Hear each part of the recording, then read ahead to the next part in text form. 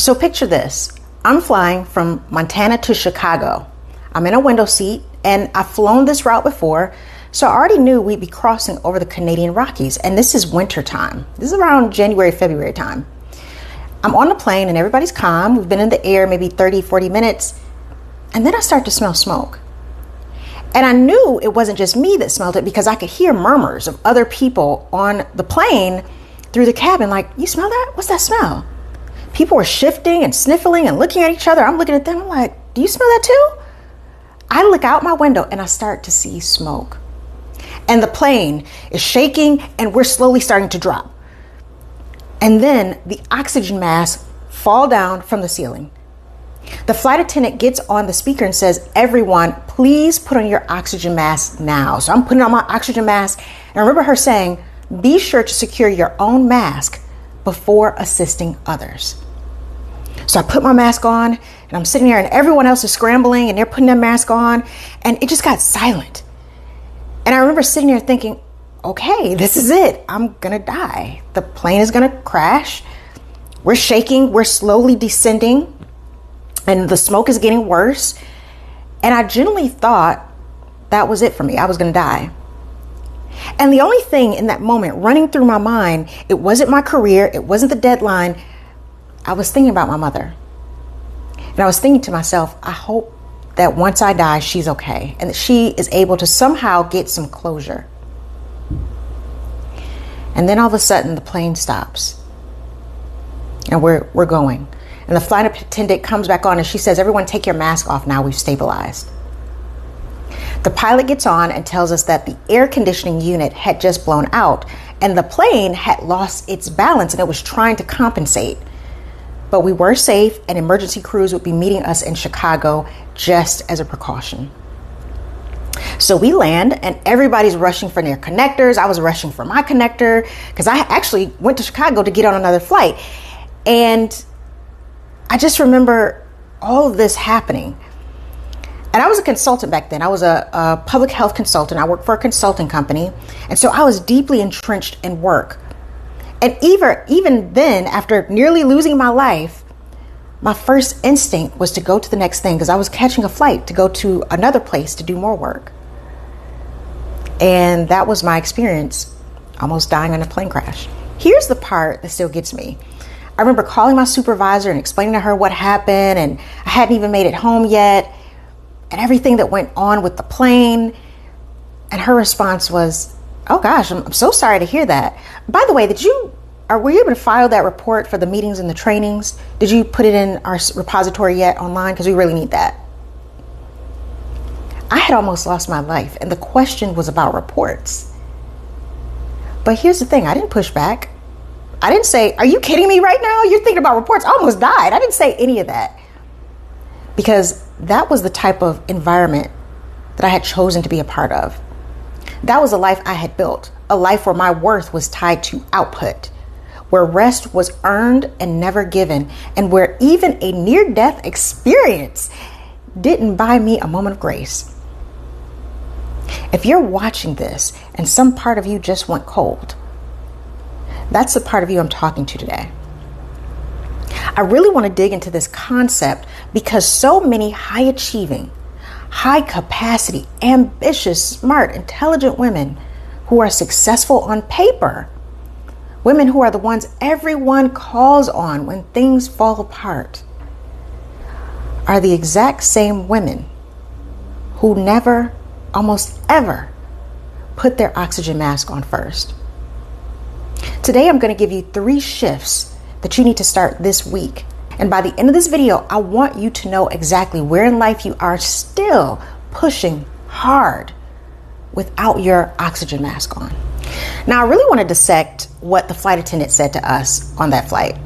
She said, secure your own mask before assisting others. Think about that. Not because it's selfish, not because it's, inappropriate, but because it's physics, because it's survival, because you can't help the person next to you if you pass out from lack of oxygen while a plane is going down.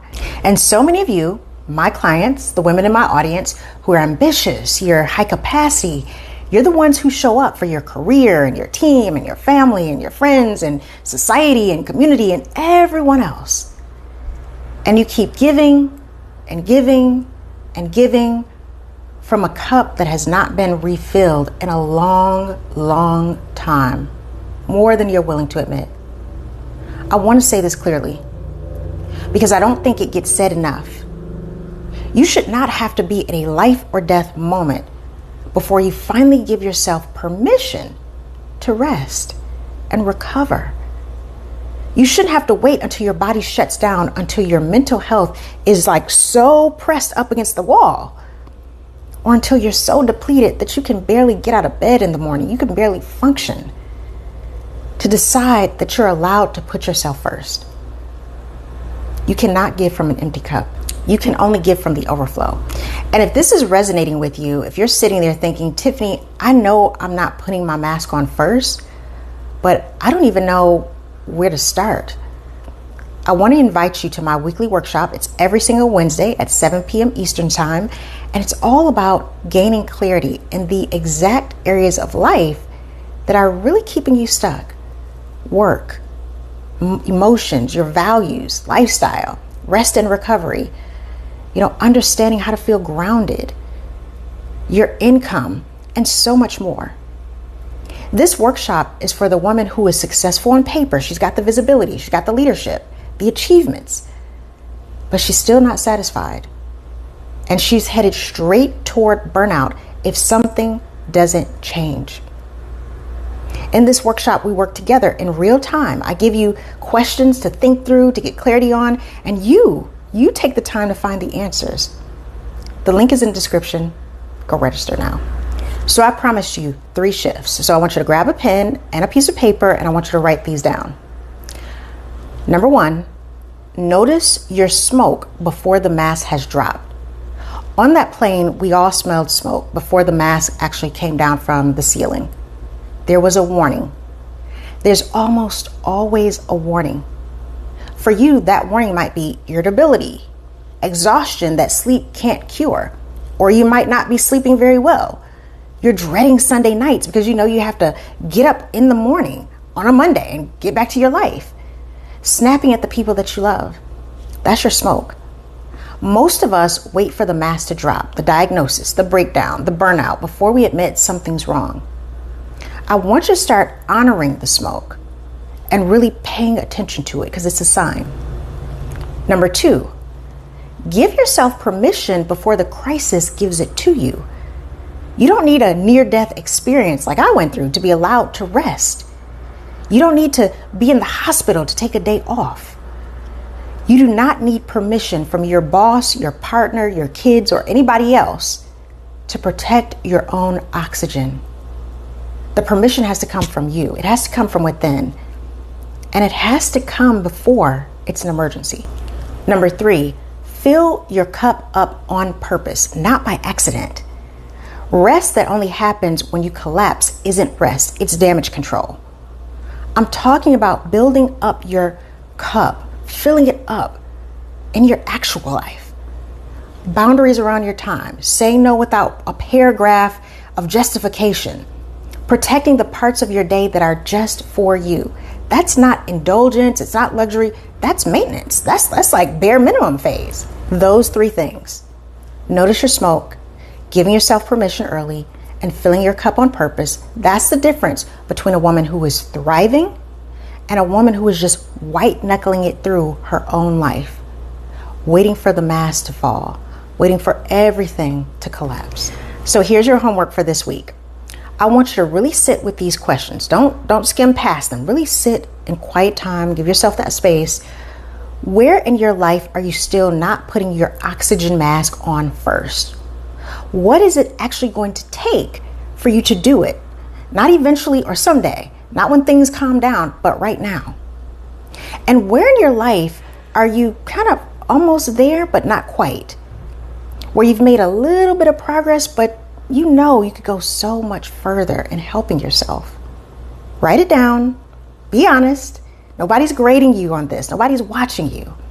This is just for you, for your truth, for your realness. Because here's what I know for certain. The version of you who finally puts her oxygen mask on first isn't weaker than any other version. She isn't weaker than the version who keeps pushing through or pushing harder. She's the one that actually makes it to Chicago or any destination in one piece. If this resonated with you, be sure to like, share, and comment, and subscribe. And hopefully I'll see you in the workshop. And if not, then I'll see you on the next one. Bye.